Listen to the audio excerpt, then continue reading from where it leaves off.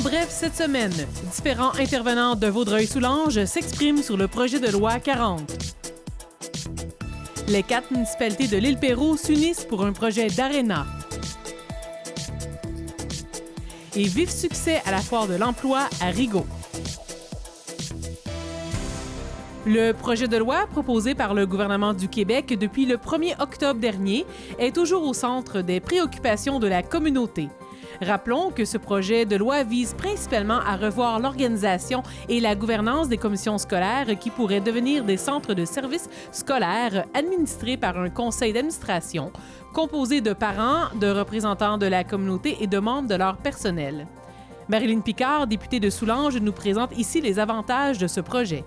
Les avantages de ce projet de loi, ils sont vraiment concentrés sur l'élève. Donc, l'élève et ses parents vont avoir beaucoup plus de pouvoir pour décider de l'ensemble de l'école, de la gouvernance de l'école. Par exemple, si un conseil d'établissement, un conseil d'administration qui est formé de 8 parents décide d'avoir un orthophoniste de plus dans leur école, pour eux, c'est important d'avoir un orthophoniste de plus dans l'école, eh bien, à ce moment-là, ils ne devront pas passer par la commission scolaire, ils vont juste avoir à faire la demande au centre de service. Donc, c'est vraiment l'élève, les parents et les enseignants et la direction et des acteurs du milieu qui vont décider de ce que l'école a besoin. Au lieu que ce soit une grosse entité qui soit souvent loin de l'école, qui ne connaissent pas les enfants et les besoins directement sur le terrain, qui décident de qu'est-ce que l'école a besoin. Du côté de la commission scolaire des Trois-Lacs, plusieurs questions demeurent en suspens, notamment pour Francine Saint-Denis, présidente de la commission scolaire des Trois-Lacs. Elle souligne que le gouvernement engloutira de grosses sommes d'argent dans la création de ces centres de services au lieu de les mettre dans la réussite des enfants. On veut transformer les commissions scolaires en centres de services scolaires. Alors, on va dépenser énormément de sous pour faire toutes les modifications.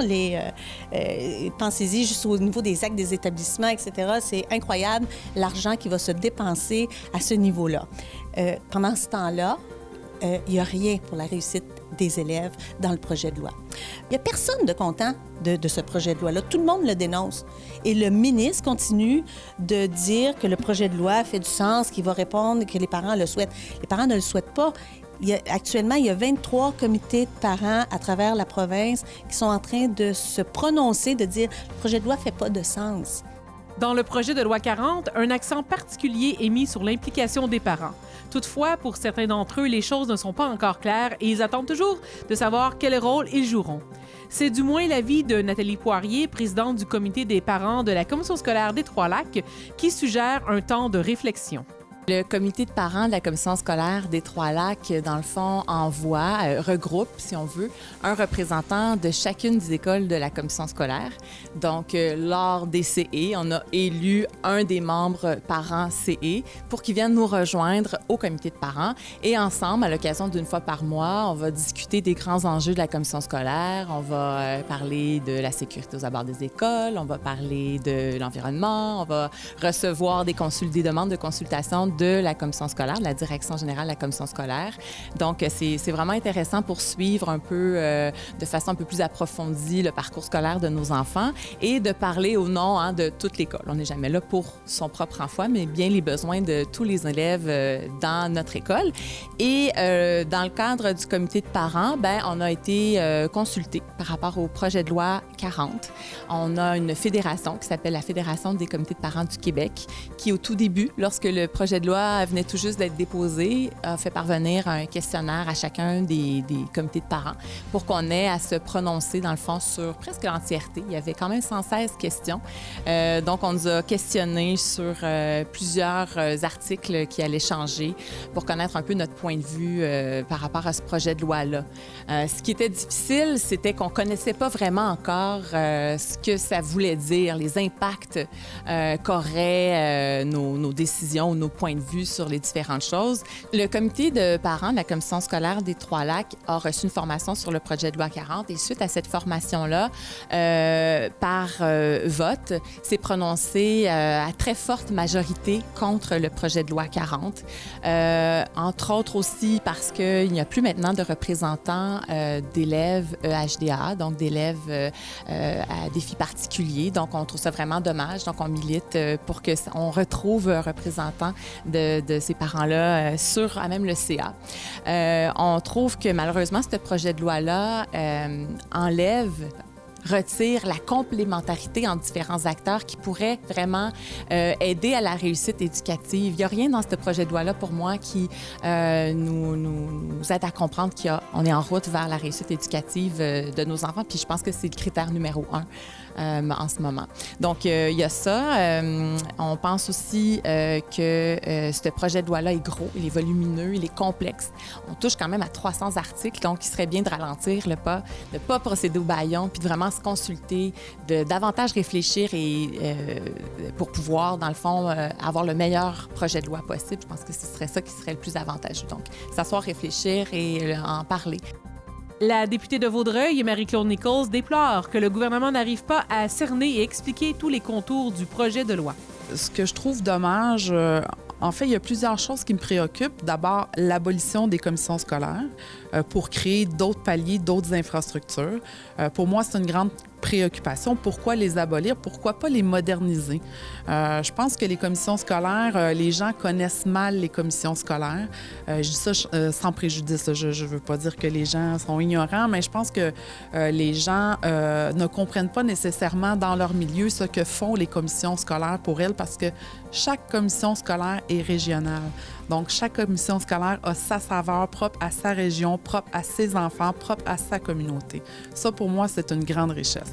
Alors, vous comprendrez que j'ai une grande inquiétude quand on parle d'abolition des commissions scolaires, particulièrement ici, la commission scolaire des Trois-Lacs pour Vaudreuil et Soulanges est une commission scolaire super bien administrée. Bien sûr qu'il y a des lacunes. Je suis d'accord qu'il y a des lacunes, mais c'est pour ça que je dis qu'il faut restructurer les commissions scolaires, particulièrement peut-être la partie sur les élus, sur les commissaires, qui ne fait pas la popularité auprès de la population, mais je pense qu'encore là, les gens ne savent pas ce que font les commissaires scolaires. Ils ne sont pas nécessairement là juste pour l'administration. Ils ont plusieurs autres tâches qu'il faut faire connaître aux gens, faire connaître aux citoyens. Suite au dévoilement par le gouvernement du Québec d'un appel de projet dans le cadre du programme d'aide financière aux infrastructures récréatives et sportives, les villes de l'Île-Perrot, Notre-Dame-de-l'Île-Perrot, Pincourt et Terrasse-Vaudreuil confirment qu'elles déposeront conjointement une demande de subvention pour un projet de construction d'un aréna sur l'île.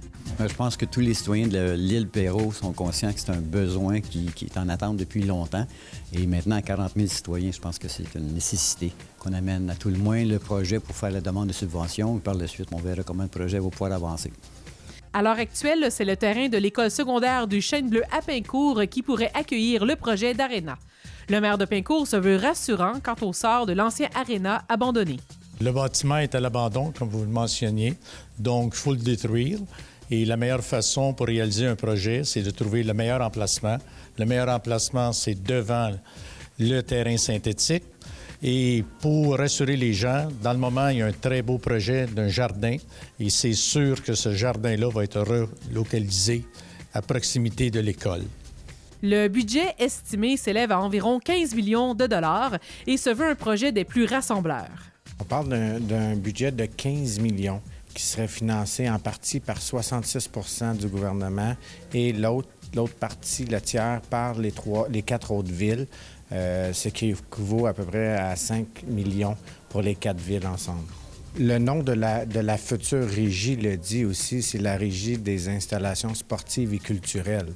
Fait que le but, exactement, c'est que probablement dans l'été, où il peut y avoir d'autres activités autres que le sport qui peut se dérouler là aussi.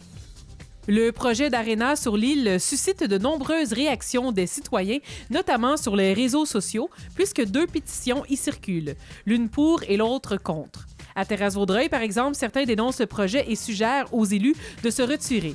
D'autres soutiennent le projet, apportant ainsi leur appui aux 4 maires. Frédéric Farmer, citoyen de Terrasse-Vaudreuil, l'un des instigateurs de la pétition en faveur, s'exprime sur ses motivations. Je sentais que le côté opposé au projet pesait très fort en ce moment au niveau des réseaux sociaux. Bon, on en dira ce qu'on en veut, le réseau social, que ce soit, peu importe la plateforme, a une influence. Je ne pouvais pas laisser passer l'opportunité de faire valoir mon point et celui de plusieurs autres. Je l'ai fait d'initiative personnelle et j'ai contacté, à partir du moment où je l'ai mis en place, j'ai contacté mes amis, j'ai commencé à répartir, je vais toujours dire la bonne nouvelle, afin de sensibiliser tout le monde à la nouvelle. Moi, je vois ça sur plein de facettes. C'est sûr que le côté sportif, on espère que les jeunes soient actifs. Puis on nommera pas juste le hockey, parce que je pense que le hockey en fait partie, c'est normal, c'est ancré dans nos mœurs, c'est notre sport national. Mais on a d'autres opportunités. Bon, on parle du patinage artistique, on a le patinage de vitesse. Si on parle d'une aréna en termes d'enseigne, ça peut être aussi utilisé hors glace, c'est-à-dire l'été, les camps de jour, événementiel. Je vais pousser la crosse, le hockey COSOM. Fait que pour moi, c'est sûr que le côté sportif est super important. Puis ça va au-delà de ça, c'est aussi l'inclusion. Parce que je pense que la possibilité, puis je pense que l'opportunité que les 4 villes ont de faire, c'est un projet qui va unir tout le monde. Puis ça va aller au-delà de ça, c'est de s'assurer que ça soit accessible universellement. C'est-à-dire autant pour les gens avec des déficiences physiques, des gens avec une mobilité plus réduite. Donc, ça serait bon aussi que cette enceinte-là soit conçue et fabriquée pour recevoir ces gens-là.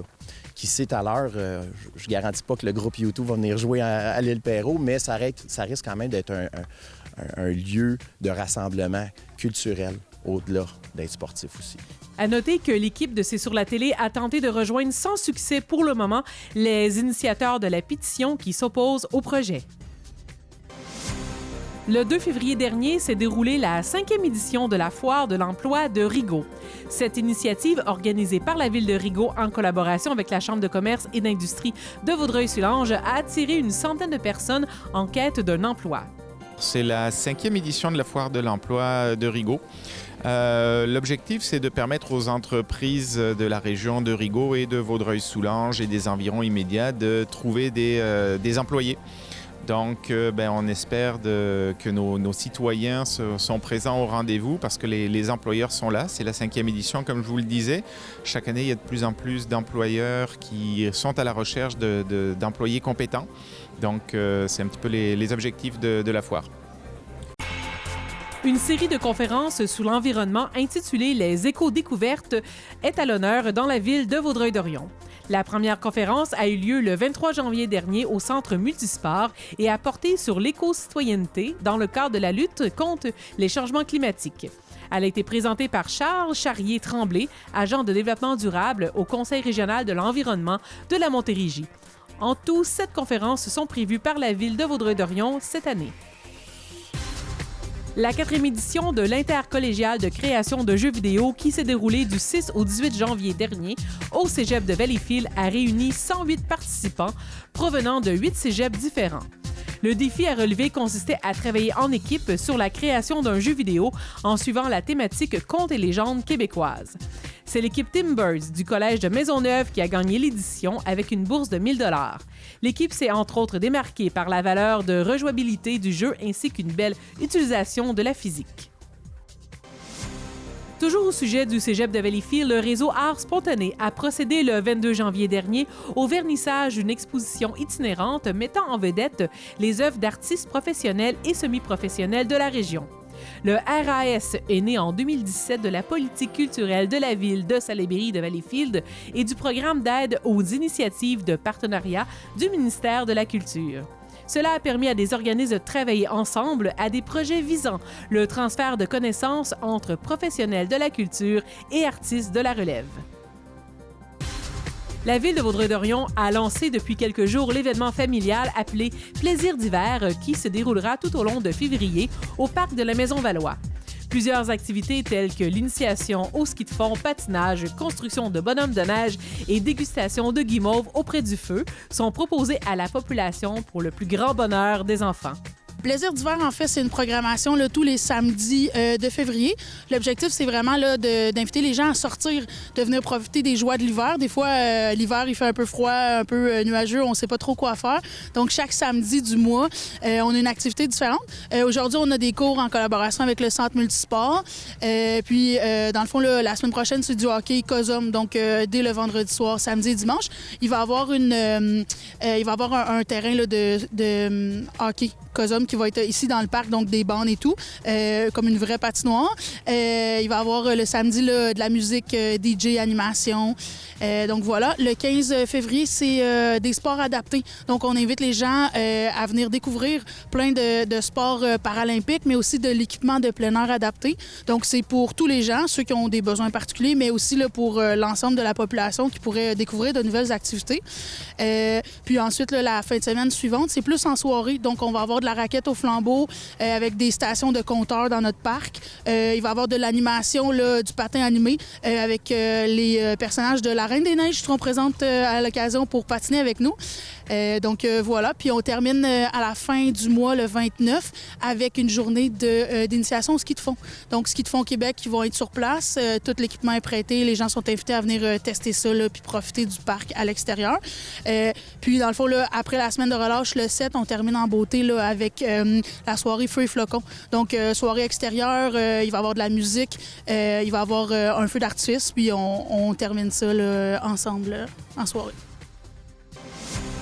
Le 31 janvier dernier, la ville de Saint-Zotique accueillait sur sa plage enneigée plusieurs adeptes du plein air pour une randonnée nocturne hivernale.